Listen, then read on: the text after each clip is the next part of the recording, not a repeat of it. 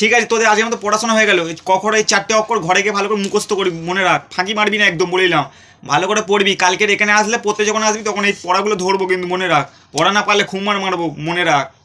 ঠিক আছে মালিক, এই পড়াগুলো আমরা ঘর থেকে সবাই মুখস্থ করে আসবো। আমিও মুখস্থ করে আসবো, আমিও মুখস্থ করে আসবো।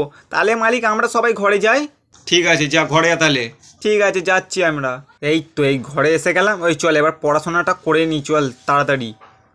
কি যেন মালিক পড়েছিল, হ্যাঁ, ক খ গ ঘ, ক খ গ ঘ। তুই বল দেখি। ক খ গ ঘ। এই তো আমিও পাচ্ছি, তুই বল দেখি। ক খ, তারপরে যেন কি বলেছিল, আরে পাগল, কি এইটা বলেছিল, ঘ গ। ও হ্যাঁ, ভুলে গেছি, আমি ভুলে গেছি। ও ক খ ঘ, তারপরে যেন কি বলেছিল, আরে ঘ বলেছিল, বুঝতে পারছিস না নাকি? ও আবার ভুলে গেছি। তোকে না ভালো করে মুখস্থ করতে হবে, নাহলে কালকে না পারলে মালিক মারবে, বুঝতে পারছিস তো? হ্যাঁ ভাই, বুঝতে তো পারছি, বারবার ভুলে যাচ্ছি, কি করি বল তো। আরে চোখ বন্ধ করে মুখস্থ কর।